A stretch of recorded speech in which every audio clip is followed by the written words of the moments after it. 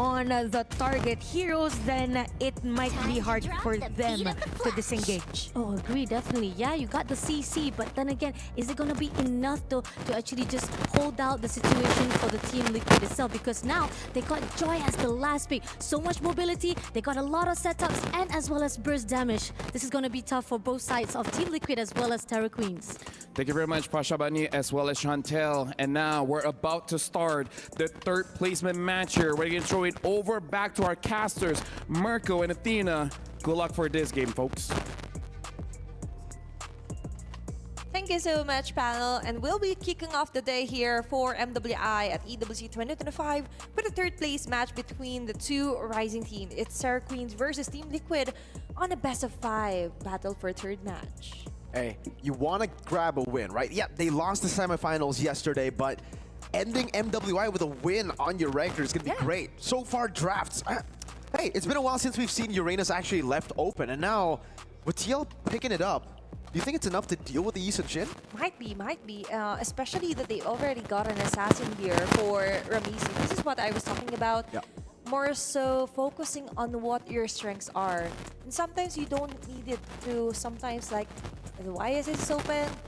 Yeah, just acknowledge that and just stick your ground and really want to show or showcase if ever you are TLPA. Yeah, we didn't get too much time to speak on the panel, but what a point I wanted to bring up was the fact that I think Ramisi, the reason she went for the Fredrin, the Baksha yesterday was because they were up against Vitality. A team really, really good at going up against Assassins. But yeah, against Terra Queens, I think they're fine. They have that confidence to bring up those Assassins, and we're seeing it here. Terra Queens versus TL. Does it seem like TL are trying to play Terra Queens' game though? Like, it looks like a very team-fighty, brawly composition over what we expected for TL, which was more structured, systemized.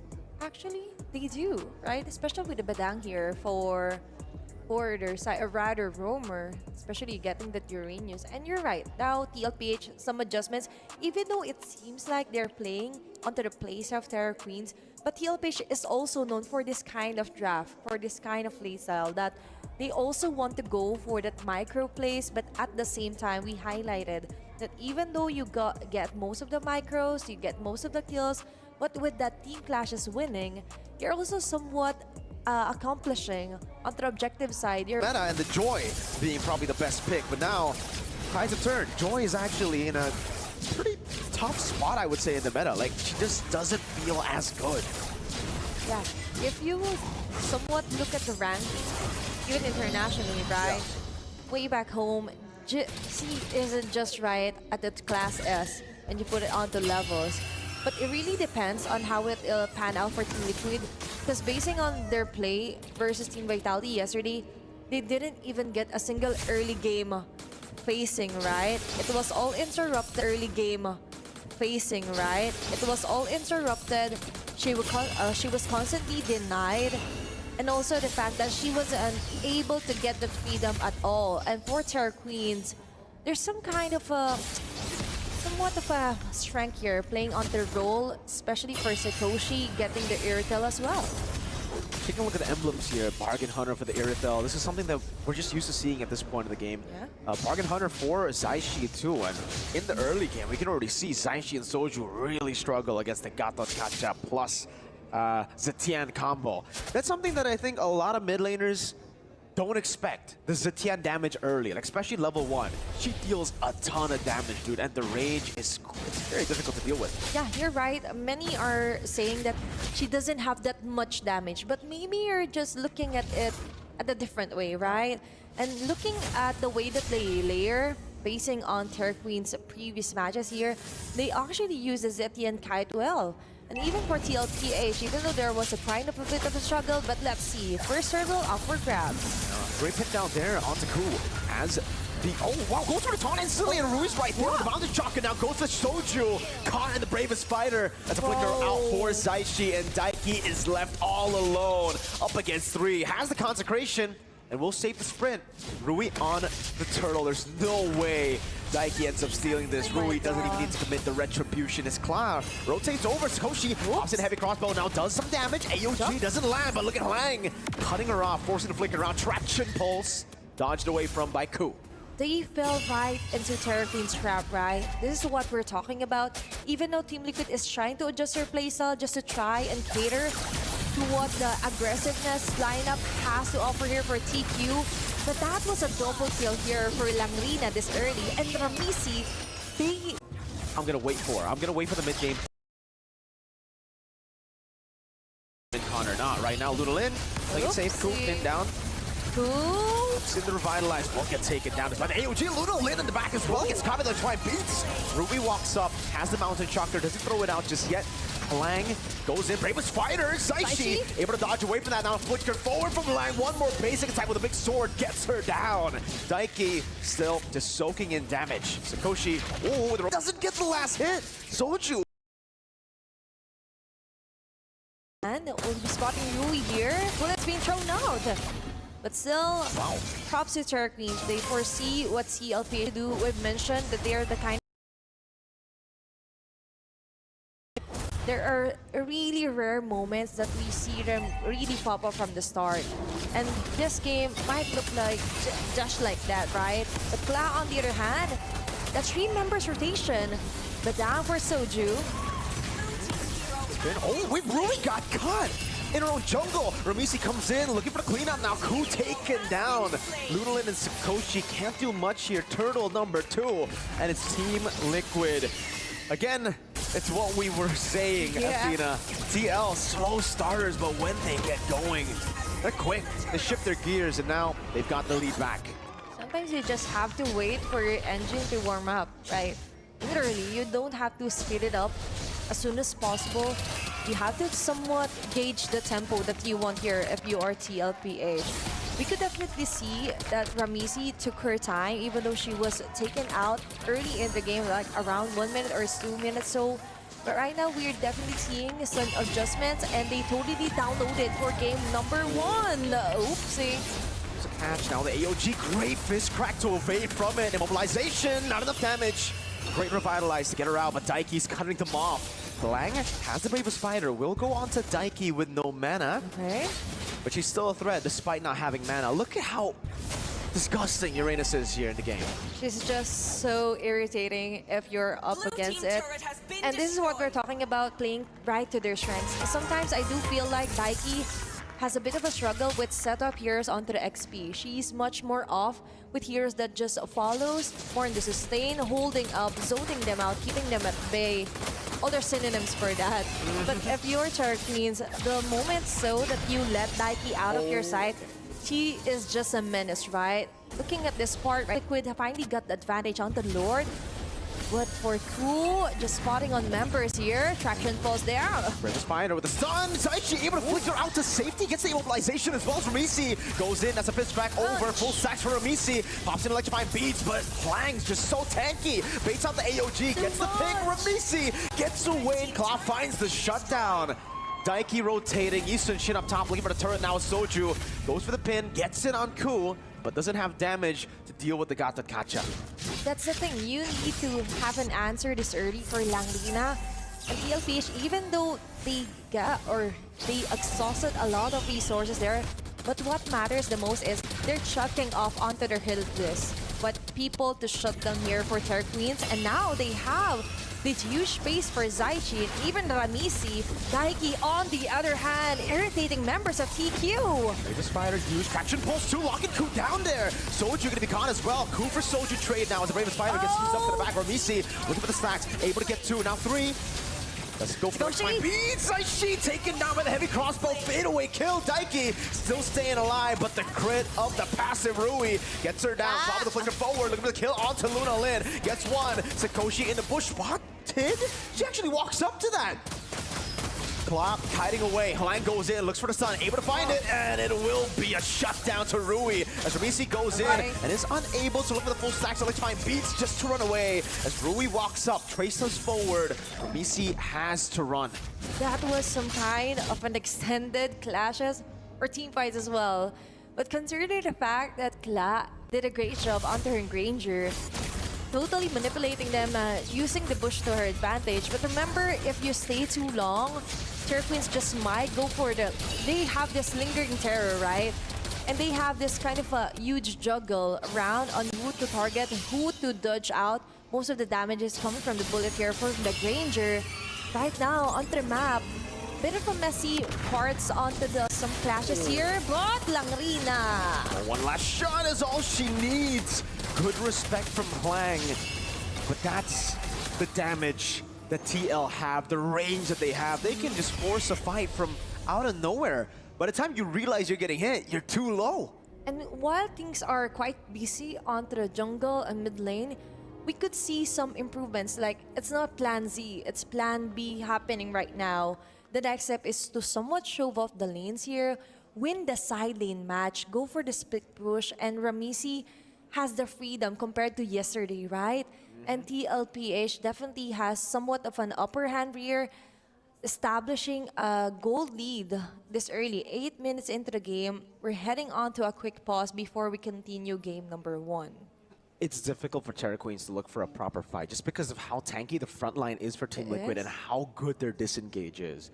The peel from the Badang has been phenomenal. Uranus has just been tearing it apart. Like, Terra Queens wants to play their own version of front to back, but it doesn't work when their backline is just so far back because Uranus zones them. Exactly. And Daiki, as I mentioned time and time again, that this is the kind of hero that perfectly fits her playstyle, right?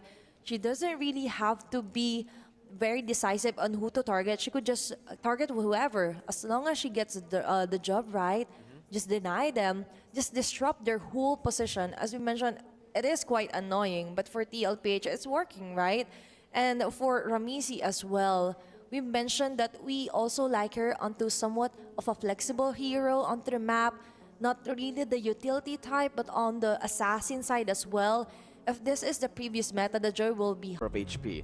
If she can just get a bit more damage. I feel usually, okay, you don't want to go damage usually on Lapu Lapu, but this is one of the rare cases where I think you need that extra damage because your backline's too far away to follow up what you're doing. You might just have to get a solo kill alone.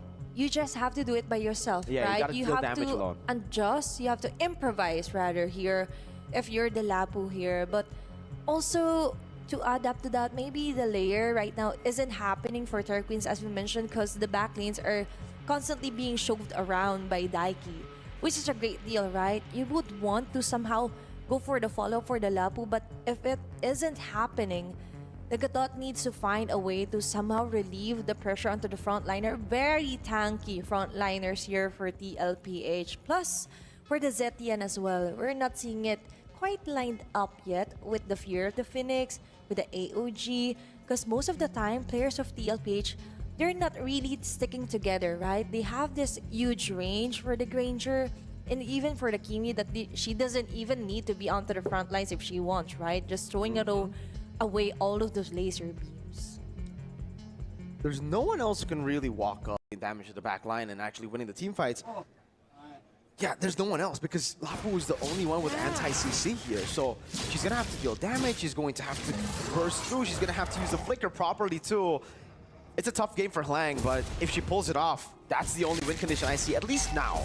At least later on, Lunalin and Rui will scale up, Sakoshi too, and they'll get to a point where they should be able to deal with the Uranus Rui. Traceless to get away. Man, from Misi's damage. Okay, we're definitely seeing the fire onto Ramisi, just trying to get for the pick off. Terra Phoenix activated. There you go, able to find a stun on to Claw. Doesn't get the kill just yet, doesn't have Flicker either. Claw's gonna be taken down, Sakoshi walks with the heavy crossbow. Now it's going to be Ku going for the lockdown. Soju taken out. Ramisi walks in a bit late. Like to find beats over to Ku. Be able to get the kill, but Ku's just staying alive. AOG forcing Daiki back. TQ with a winning team fight. And this is what we're talking about. Like, Langrina, even though it's a heavy burden or a heavy responsibility on her shoulders, but once she gets the job done, as long as you mentioned that Langrina improvises, they could actually go and outmaneuver Team Liquid right now. He's gone for the War Axe, so a bit more damage, a bit more sustain to play with. Pretty good. The Dominus Ice next, though. I think that's... Yeah, I think a Fury Hammer would do her a lot right now. Like, would give her a lot more pressure to play with. We'll see if she actually ends up going for that. But right now, TL does seem like they will just play it slow. Hey! Walks up, gets pinned down, and instantly bursts it down. Clock off the AOG and the taunt. That's going to be a trade at least for TQ. Yeah. Rui throws at the mountain shocker. Zaishi solo Sakoshi gets the trade down. Ramisi with the walk up. Now Sakoshi's still alive, and it's going to be a mistake. Ramisi walked over. Daiki now in a 1v1 gets critted down, and it's a Sky Piercer for Rui. On the other hand, Langlina could play that card, right? Sacrificing herself. But Ramisi, on the other hand, I don't think she'll be able to still off this Lord. That's too many members here for TQ guarding her. And that's a 4-woman takedown for TQ at the cost of just Langlina. Massive for Terror Queens. We were talking about how Lang has to be the one to deal damage. Well, if you bait out all the skills and you bait your opponents into a massive AOG, and again, the massive damage that we're seeing now in the mid game for the marksman, Rui and Sakoshi, it's great. It's all good. You just bait it out, and it's still a win. Ramisi, though, a bit of a mistake, not going for the kill, instead leaving it over for Soju. Yeah, a bit of a mistarget here for TL Page, but I do agree with Langlina here. Just waste your time, waste your resources, waste the damage dealer's ultimate, right? And for TLPH, that was kind of a miscom as well onto where they should be. They get this idea that's to burst down Langlina as fast as possible, but as you mentioned, Langlina went on to a hybrid build, so she does have that kind of defense, sustain, and a damage that adds up pretty quickly if you layer properly with Sakoshi and Ku. But right now, TLPH being shoved up, they left to defend for their mid lane. Ramisi! Fine Beats gets taken down though still by Rui with a crit. Soju able to flick around with the AOG now coming down. Cool will be taken down. Mikey. It's Cloud with a double, looking for more. Has Sky Piercer stacks on the board to do more damage, but they end up having to back away because a big Lord is about to charge in their base. So far, even if they manage to take down team members, but that's Ramisi being constantly shut it down. And for TLPH, even if on the early phasing of our game, you're able to melt down the Lord, you still have that damage, but if this continues, this is actually a TQ win, if ever.